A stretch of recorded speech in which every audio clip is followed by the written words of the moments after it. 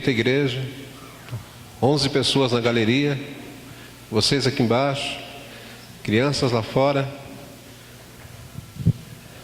Eu vou pedir para você abrir a sua Bíblia em Lucas. É a mensagem.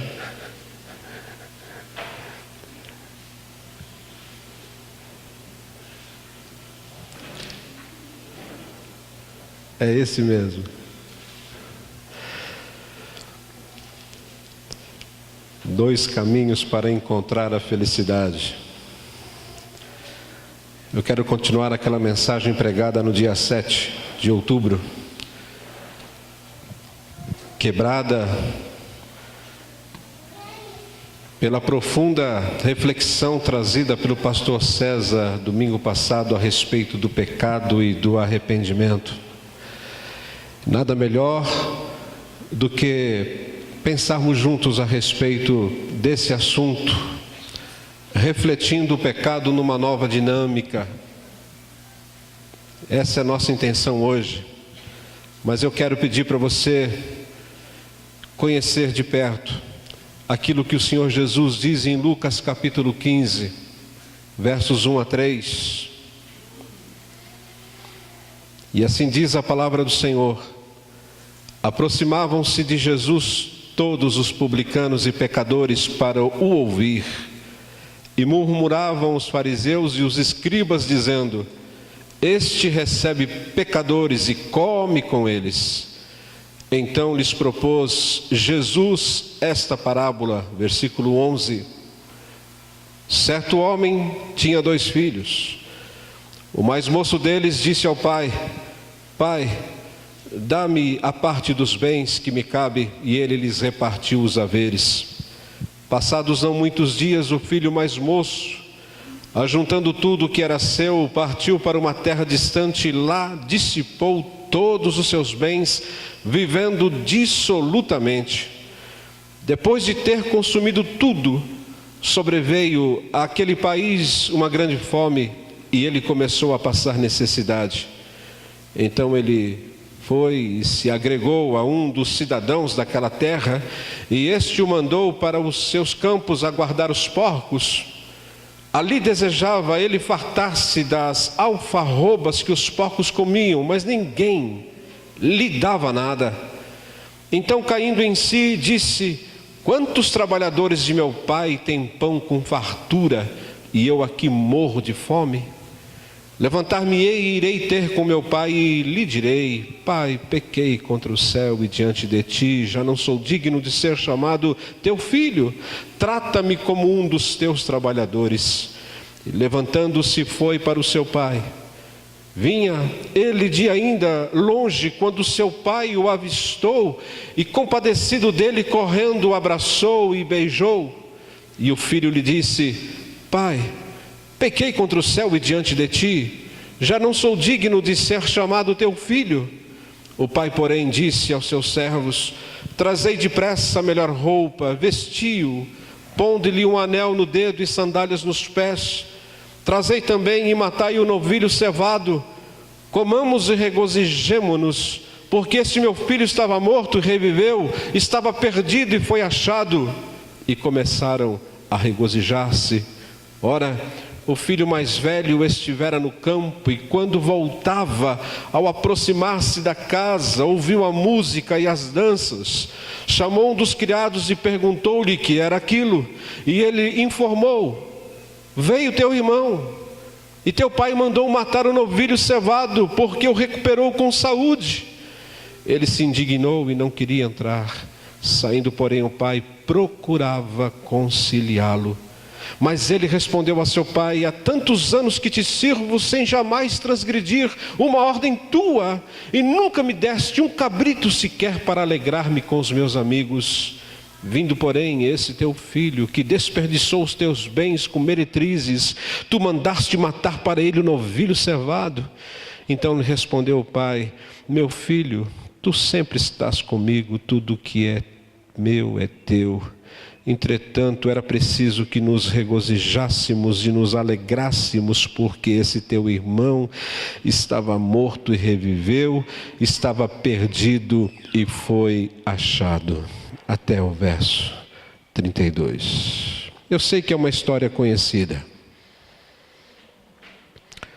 Sei também que os maiores problemas que nós enfrentamos, eles estão diante de situações onde as pessoas muitas vezes estão optando por um desses dois caminhos.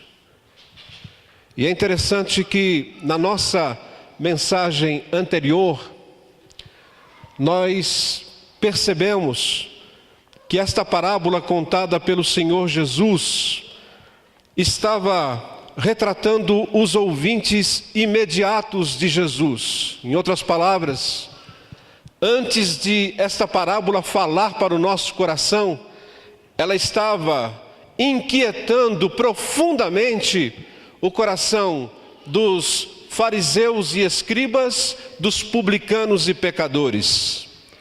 Principalmente dos fariseus e escribas, que eram representados na figura do irmão mais velho da parábola, porque o irmão mais novo era muito bem representado nas palavras de Jesus entre os publicanos e pecadores, que precisavam da salvação, que precisavam do Senhor Jesus. No entanto, nós veremos agora algo um pouco mais profundo nessa parábola. Porque Jesus, ele usa o filho mais novo e o mais velho para retratar os dois caminhos básicos pelos quais as pessoas tentam encontrar a felicidade. E essas pessoas somos eu e você, muitas vezes. Quase sempre nós estamos no caminho que o mais moço optou, ou no caminho que o mais velho optou. E são poucos que estão numa terceira via. E é interessante como isso vai nos chamar a atenção, porque quando você olha para a parábola, você vai perceber que existem dois caminhos aqui muito claros. O primeiro deles é o caminho da conformidade moral. E existe também o caminho do autoconhecimento. Os dois caminhos que são apresentados nesta parábola são usados por nós para encontrarmos o nosso valor e o nosso significado.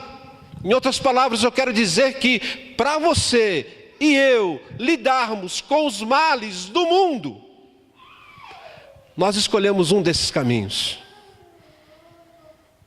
Um desses caminhos. E é interessante que o filho mais velho, retratado aqui na parábola, ele se utiliza do caminho da conformidade moral. Os fariseus dos tempos de Jesus acreditavam que, como povo escolhido de Deus, eles só tinham uma opção a viver. E qual era a opção? Era o caminho da conformidade moral. Em outras palavras, os fariseus, eles pegavam a Bíblia da época, e a seguiam rigorosamente. Eles tinham apenas a lei, o Antigo Testamento. E é interessante que eles faziam questão de mostrar o quanto eles seguiam isso daí. Eles faziam questão de mostrar dentro da conformidade moral que o mundo só seria melhor por meio da retidão. Em outras palavras, o filho mais velho está dizendo para mim e para você que se você quiser viver num mundo melhor, você vai ter que pegar a Bíblia e fazer aquilo que ela constantemente manda você fazer. E aqui é um perigo muito grande que o Senhor Jesus vai mostrar se o seu caminho for apenas esse. Mas existe o outro caminho, que é o caminho que você vai ver agora como o do autoconhecimento. Por quê? Porque nas antigas, pode mudar por favor aí, nas antigas culturas patriarcais, alguns optavam por um caminho que nós conhecemos hoje como aquele caminho que é o que eu penso, aonde eu quero ir e aquilo que eu devo fazer. E esse caminho é retratado pelo filho mais moço, pelo irmão mais moço. Por isso que é comum hoje você ver pessoas, e muitas vezes delas jovens, que estão optando por um caminho ímpar, singular, diferente da tradição dos seus pais. É por isso que é comum você ver hoje pais que estão frequentando, por exemplo, igrejas tradicionais, e os seus filhos estão optando por igrejas, ou não, diferentes. É o caminho do autoconhecimento. E neste caminho, o paradigma sustenta que as pessoas devem ser livres para perseguir seus próprios conhecimentos, para buscar a autorrealização, independentemente dos costumes e da tradição. E segundo este ponto de vista, o mundo seria muito melhor se a tradição, se o preconceito, se a autoridade hierárquica e outras barreiras à liberdade pessoal fossem diminuídas ou removidas. O mundo seria melhor se não tivesse tantas pessoas chatas querendo controlar a gente. É isso que pensa uma pessoa que optou pelo caminho do autoconhecimento. E você, quando eu começo a falar aqui, certamente você vai se lembrar de algumas pessoas que estão nesse caminho. São pessoas que fazem essa opção. E é interessante que os dois estilos de vida que vocês verão agora no próximo slide estão presentes no mundo, e inevitavelmente eles trazem conflitos. Por quê? Porque aquele que está no caminho da retidão moral, ele vai dizer: não farei aquilo que desejo, mas o que a tradição e a comunidade desejam que eu faça. Eu faço aquilo que o meu pastor diz para eu fazer. Eu faço aquilo que o meu conselho está dizendo para eu fazer. É o caminho da retidão moral, e se eu fizer isso daí, eu estou vivendo certinho. No entanto, você vai observar que aquele que opta pelo caminho do autoconhecimento, ele vai dizer: eu sou a única pessoa que pode decidir o que é certo e o que é errado para mim. Eu vou decidir viver como desejar, e eu vou fazer do meu caminho o que é certo ou o que é errado para mim. O que ambos estão dizendo é, ambos, tanto aquele que está no caminho da retidão moral, como no caminho do autoconhecimento, o que ambos estão dizendo é: essa é a nossa proposta para o mundo. E se você não estiver vivendo conforme a minha proposta, você não é comigo, você é contra nós. Está entendendo agora por que tantos conflitos que nós enfrentamos? É assim. Existe uma terceira via? Eu creio que sim. E talvez nem hoje eu consiga dar para vocês uma conclusão aonde você possa entender qual seria essa terceira via, mas certamente eu vou apresentar para vocês aquilo que o Senhor Jesus estava tentando apresentar, principalmente para aqueles que estavam optando pela retidão moral, para os fariseus e escribas. Mas é interessante que quando você olha para esta parábola, você vai ver o seu caminho. Qual é o caminho que você está hoje vivendo?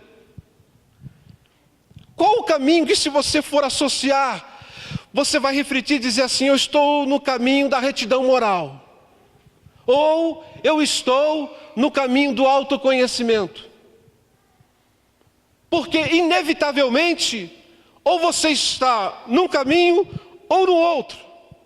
E é interessante que algumas pessoas, dependendo da situação, elas acabam migrando de um caminho para o outro. Principalmente aqueles que estão no caminho da retidão moral. E o caminho da retidão moral é um caminho muito perigoso. Principalmente para aqueles que estão na igreja de Cristo, por exemplo, mas estão lá para viverem freados. É o freio mesmo. Se eu estou lá, eu preciso estar lá porque a religião vai me frear. Eu vou então ficar ali para eu não pisar na bola. É interessante que muitas dessas pessoas, com o tempo, elas começam a tirar o esqueleto do armário, gente, e acabam indo radicalmente para o outro lado, o lado totalmente oposto. Elas conseguem muitas vezes combinar combinar a mesma personalidade, o mesmo perfil, tanto na retidão moral, como também no autoconhecimento. São aquelas pessoas que no domingo são santos, mas na segunda não. E aqui a gente lembra daquele cântico, né? Domingueiro nunca queira ser. No domingo a gente é o quê? É santarrão. Na segunda, terça, quarta, quinta e sexta não é santo não. O que acontece nesse sentido? É esse pêndulo. Por quê? Porque você está perdido entre os dois caminhos. Você não sabe de fato se você está no caminho da retidão moral ou se você está no caminho do autoconhecimento. Portanto, eu pergunto para você, qual o caminho que você está hoje? Você está naquele caminho quando o pastor chega para você e fala assim: meu querido, eu aconselho você, porque eu nunca, jamais, eu vou dizer num aconselhamento, você tem que fazer isso. Eu aponto caminhos. Você pode fazer isso.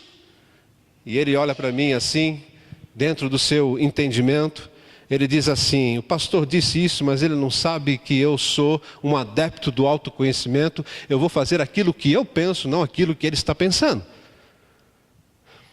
Veja a seguir. Qual o caminho que está certo? É o caminho da retidão moral?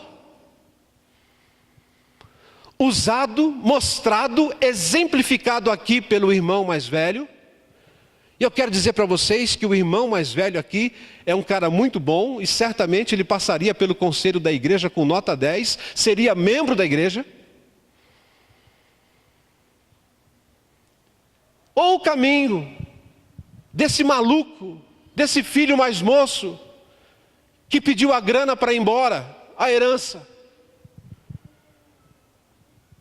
Qual o caminho que está certo? É lógico que quando eu faço uma reflexão assim, na hora você diz, é lógico que o caminho do mais moço está errado, totalmente errado. E eu queria dizer para você que o Senhor Jesus, Ele olha para esses dois caminhos, e com toda a sabedoria que o Senhor Jesus tem, Ele vai mostrar para nós que ambos os caminhos estão errados. Por quê? Porque os dois filhos estão perdidos. O que você está dizendo, pastor? Eu estou dizendo que o filho mais velho que está na igreja reformada, presbiteriana, batista, metodista, que fez a sua profissão de fé, que lê a Bíblia todos os dias, que participa do ministério da igreja, este filho está tão perdido quanto aquele mais moço que pegou o dinheiro e afundou-se no pecado. É isso que o Senhor Jesus está dizendo. Jesus está dizendo que o filho mais moço, ele humilhou a sua família. O filho mais moço considerou seu pai morto antes do tempo. Você quer ver o seu pai ou sua mãe morrer? Filho, é você chegar para ele e dizer assim: eu estou de olho na sua herança, naquilo que você vai me deixar. Em outras palavras, eu estou orando para que o tempo passe rápido, para que você morra, para que eu possa ficar com aquilo que você vai deixar para mim. Você está rindo? Mas foi justamente isso que o filho mais moço fez com o pai. Pai, eu não estou nem aí contigo. Eu quero a parte da minha herança. Eu quero a herança. E o que ele fez com a herança? Ele teve uma vida consumista, dissoluta. O que esse jovem do autoconhecimento, como muitos hoje pensam que são, o que ele fez? Ele simplesmente se descontrolou totalmente. Ele fica indiferente ao Pai, que representa Deus na história. E é isso que o Senhor Jesus está mostrando para mim e para você. Existe um representante de Deus nessa história. E esse representante é esse Pai. E esse moço estava dizendo: Pai, para mim o Senhor não faz a menor diferença. Mas eu quero dizer para você que o filho mais velho também, ele é meticulosamente obediente ao Pai. Esse é o filho. É o filhinho do papai. Ele é obediente aos mandamentos de Deus. Mas quando ele foi confrontado a amar o pai e ao irmão mais novo que voltara para casa, então aí ele foi realmente mostrar que ele não amava ninguém, nem o pai, nem muito menos o seu irmão. Ele só amava o seu egoísmo. Você está compreendendo? O filho mais moço era um religioso de porcaria.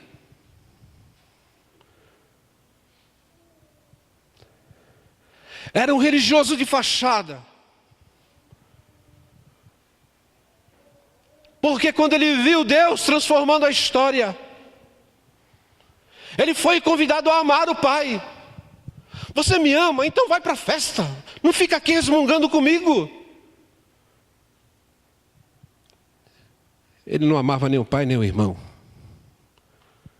Eu quero dizer para vocês que os corações de ambos os filhos eram iguais. Ambos os filhos se ressentiam. Eles não gostavam da autoridade do pai. Um fugiu, o outro ficou, mas não gostava da autoridade do pai. Eles buscavam maneiras de escapar da autoridade do pai. O que um fez? Um desobedeceu. O outro obedeceu. No entanto, ambos desejavam alcançar uma posição em que pudessem dizer ao pai o que fazer. Ambos chegaram a um momento da vida que disseram: eu quero dinheiro. O outro chegou: eu quero que o Senhor faça assim e assim, e não faça assado. Eles não amavam o pai. Ambos estavam distantes do coração do pai. Ambos são egoístas. Ambos são filhos perdidos. E aqui que o Senhor Jesus nos chama para percebermos, para entendermos o que Ele está ensinando. Nenhum dos filhos amava o pai de verdade. Por quê? Porque ambos estavam usando o pai para os seus próprios fins egoístas, em vez de amá-lo, em vez de desfrutar da companhia dele, em vez de servi-lo para o seu próprio bem. Eu tenho 3 reflexões rápidas aqui, para fazer para você e com você. A primeira delas: é muito difícil, irmãos, preste atenção nisso aqui, amar a Deus quando não sabemos o real significado do amor de um pai. De vez em quando eu encontro pessoas que, quando eu falo do amor de Deus, essas pessoas não reconhecem o amor de Deus. Sabe por quê? Porque essas pessoas não tiveram nos seus lares, na sua educação, o amor de um pai. Por isso que é muito difícil, às vezes, você fazer com que uma pessoa aceite esse amor de Deus em Cristo ou fora de Cristo, não importa, porque ela nunca teve, no fundo, o contato com aquilo que nós chamamos de pai. Eu dou graças a Deus pela grande maioria dos pais aqui, dos filhos, pelo testemunho que os pais dessa igreja dão. Mas essa não é a realidade da maioria do mundo, não, irmãos. Quando você vai visitar essas casas de apoio, as FEBEMs da vida, as penitenciárias, é que você vai encontrar o reflexo e o resultado disso. As pessoas não conseguem amar a Deus, elas fecham o coração para Deus, porque na verdade elas não tiveram uma imagem presente do seu pai.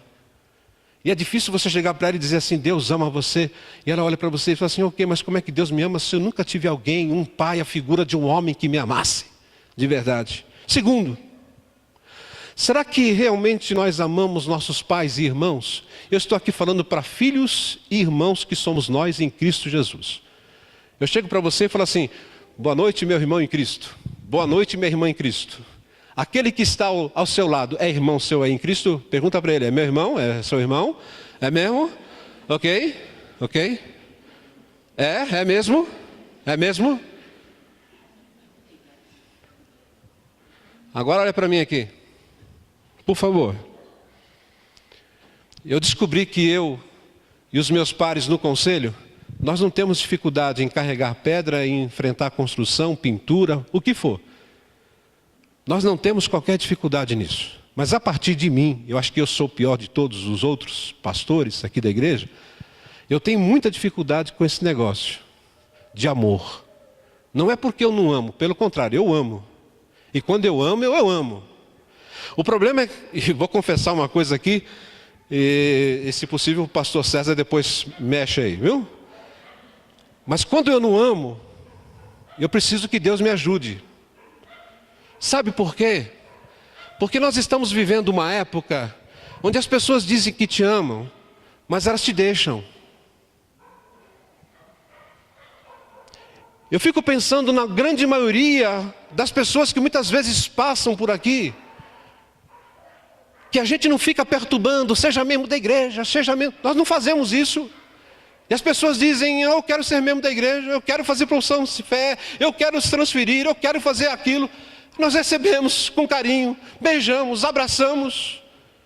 Daqui a pouco, essas pessoas que são nossos amigos, ou amigos não, irmãos em Cristo, que dizem amar a Deus, que dizem te amar, essas pessoas estão dando punhaladas nas suas costas, e muitas vezes estão indo embora. E a gente se comunica com elas dizendo assim, meu querido, o que aconteceu, pelo amor de Deus, para que eu possa me redimir? Nem falam com a gente. Nem falam com a gente. E quer me chamar de irmão em Cristo? Isso é pura hipocrisia. Nós temos muitos hipócritas na igreja de Cristo, irmãos.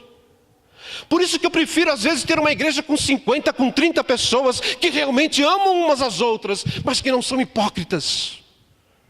Porque hipocrisia, ela realmente arrebenta com o coração da gente. E o Senhor Jesus está falando justamente isso. O teu irmão está voltando para casa, o teu irmão está arrependido e você não quer entrar na festa. Por quê? Eu não amo. Pai, eu não amo nem o Senhor, muito menos Ele. Nós estamos chegando momentos na nossa vida onde nós precisamos o que significa a ética do Evangelho, a ética do Senhor Jesus Cristo. Nós procuramos realmente amar irmãos que nos amam, amar irmãos que nos abraçam, amar irmãos que choram com a gente, amar irmãos que se alegram com a gente, amar irmãos que quando estão debaixo da ponte, a gente vai ficar debaixo da ponte com eles, mas nós não podemos sobreviver e nem abraçar aqueles que muitas vezes estão entre nós, que dizem nos amar, e muitas vezes estão, irmãos, fazendo tudo aquilo que é contrário à palavra do Senhor. Pense nisso, por favor, porque às vezes o teu nome, a tua igreja, o nome da tua igreja está indo para um saco preto para ser enterrado, porque as pessoas estão falando mal de você. E elas disseram um dia que são seus irmãos, e não são. Você realmente ama Deus? Terceira reflexão. Ou apenas as bênçãos de Deus? Quando eu falo isso, porque as pessoas às vezes amam mais as bênçãos de Deus do que o Deus das bênçãos. Ô pai, eu quero a tua herança. Pô, meu filho, a minha herança é uma bênção, mas eu quero essa bênção antecipada. Ô pai, o outro foi embora, hein? Pilantra. E o que o senhor vai fazer? Deixa ele ir. Vou fazer o quê? Mas você está do meu lado, meu filho, você me ama. Verdade, pai, eu te amo. Passado um tempo, aquele maluco está voltando para casa, todo torto, sem dinheiro, quase nu. O pai vai ao encontro dele, abraça ele, manda tocar uma música, convida a banda Tim da igreja Atalaia para fazer lá o louvor, faz um churrasco. Gente, a gente precisa entender muito bem essa passagem aqui. O pai mandou fazer um churrasco de novilhos cevados. Sabe, esse novilho não era um churrasquinho qualquer não. Por isso que o mais velho diz assim, o senhor não me deu nem um cabrito até hoje, nem um cabritinho. Você já comeu carne de cabrito? É duro que só. Mas nem de cabrito o senhor me deu. E para esse camarada, pai, eu não te amo, não amo ele. Por que você realmente está servindo a Deus, seguindo a Deus? Você está servindo porque você ama a Deus? Você ama realmente a Deus? Isso aqui é muito sério. Ou você ama a Deus enquanto Ele está abençoando a sua vida? Eu estou aqui hoje porque amanhã eu estou precisando de uma resposta. Sabe aquela resposta? Então hoje, os meus joelhos, vocês não sabem, mas tinham uns grãos de milho aqui, para doer. Para eu sentir, na hora da oração de joelhos, Deus me ouça, por favor. E se Deus não te ouvir? Você vai deixar de amá-lo? Percebe o que Jesus está dizendo nessa parábola? Por favor.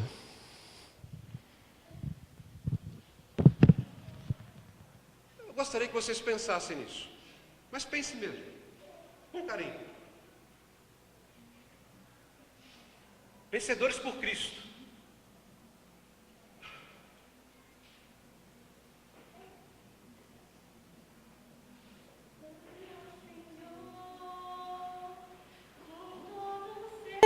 Coração, com toda a força e canção, com todo o seu desejar,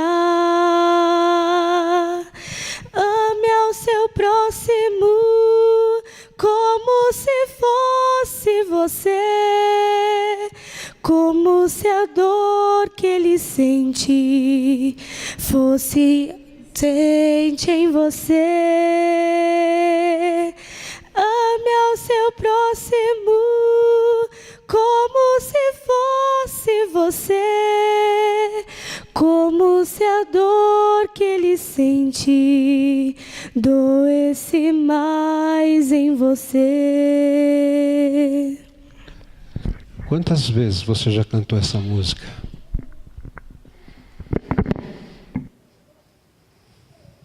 Quantas vezes a gente já cantou essa música?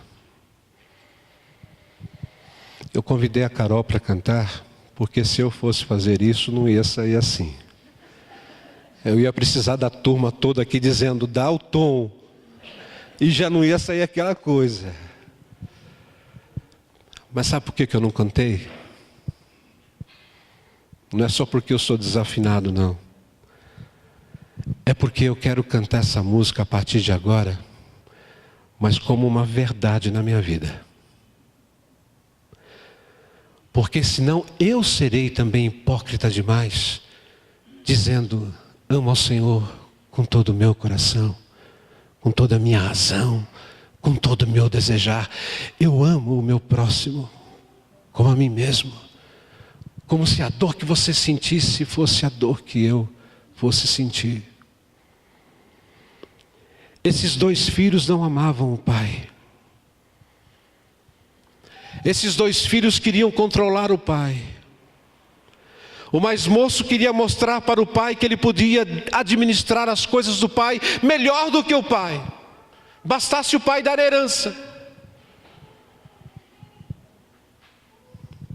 É como aquele jovem, e talvez seja você esse jovem, que esteja pensando, ou já pensou, meu pai e minha mãe não sabem fazer muito negócio não, mas se eles me dessem aí uns 10 mil reais, eu ia arrebentar. Não é isso? Como se 10 mil reais hoje você arrebentasse.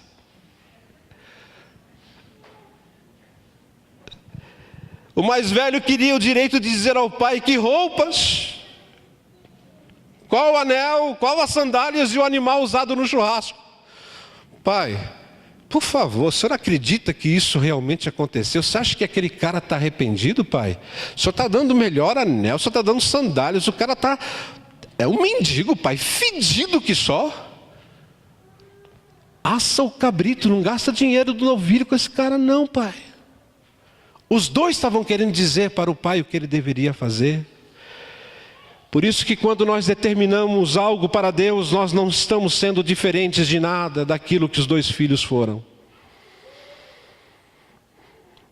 Se pelo fato de você mostrar compromisso e obediência a Deus, eu sou compromissado com Deus, eu sou obediente a Deus. Se pelo fato de você fazer isso, você acha que Deus tem obrigação de abençoá-lo, então você não entendeu ainda o que é o Evangelho. Repito, se você está servindo a Deus, adorando a Deus, buscando a Deus, pensando naquilo que Deus pode dar para você, você ainda não entendeu o Evangelho. Veja o que nós vamos. Ambos errados, ambos amados. Apesar de os dois filhos estarem errados, no entanto, o pai se preocupa com ambos e os convida para partilharem do seu amor e do banquete. Essa é a mensagem do Evangelho. A mensagem do Evangelho não é religião e nem a falta de religião. Eu estou cansado de ver esse discurso também. Ô irmão, isso aqui não é religião. Ok, não é? E é o que então? Não é não? Mas também não é falta de religião. O Evangelho não é moralidade e nem imoralidade. O Evangelho não é moralismo ou relativismo, não é conservadorismo ou liberalismo. Sabe por quê? Porque segundo o Evangelho, presta atenção, segundo o Evangelho, todos estão o quê? Errados. Todos são amados. Todos são convidados a reconhecer tal fato e a mudar, apesar de bem poucos mudarem, não é verdade?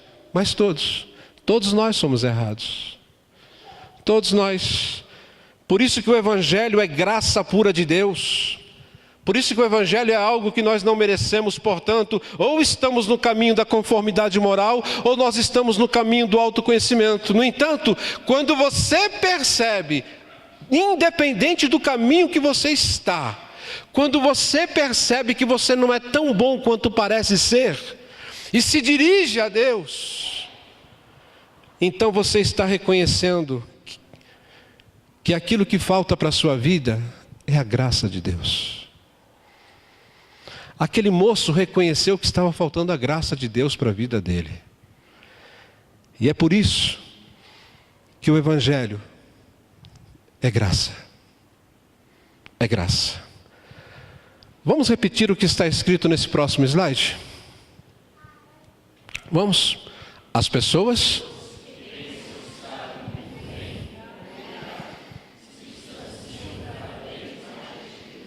Estou muito bem, obrigado. Curto e grosso. As pessoas que pensam assim, elas estão cada vez mais longe de Deus. Eu gosto muito do Salmo 138:6, que diz que embora esteja nas alturas, o Senhor olha para os humildes e de longe reconhece os arrogantes. Gosto disso. Apesar de Ele estar nas alturas, o Senhor, Ele olha para os humildes. Mas de longe, Ele reconhece os arrogantes. O que Deus não gosta é de arrogante, mas de humildade, Ele gosta.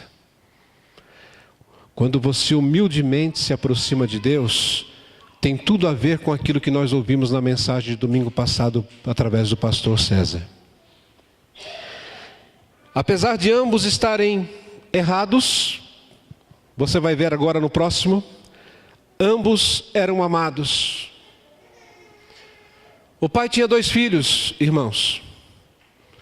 Só que a parábola mostra, pelo menos até agora, a parábola mostra que um filho se salvou. O outro, ele foi arrogante demais. O outro não se salvou. E qual dos filhos é você nessa história?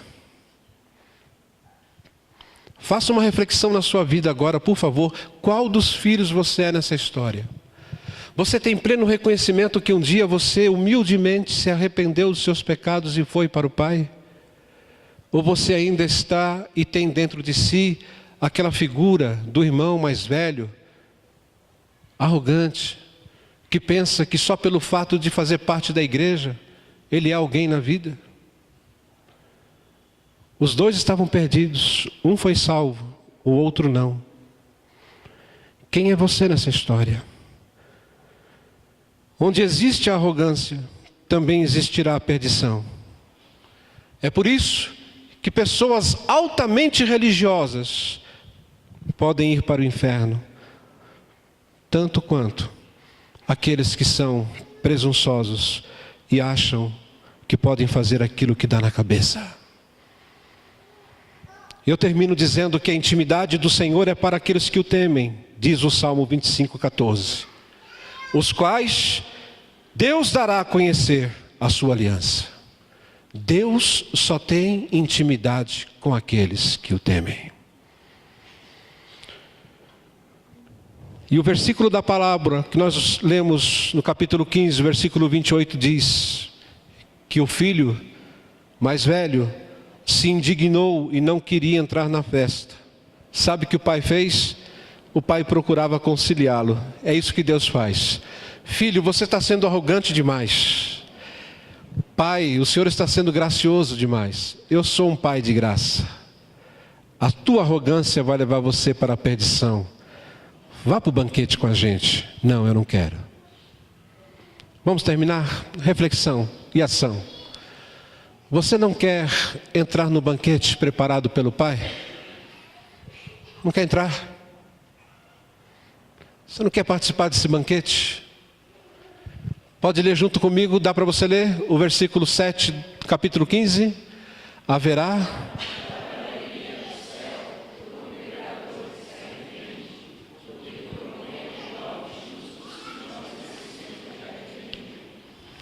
que possamos proporcionar essa alegria no céu.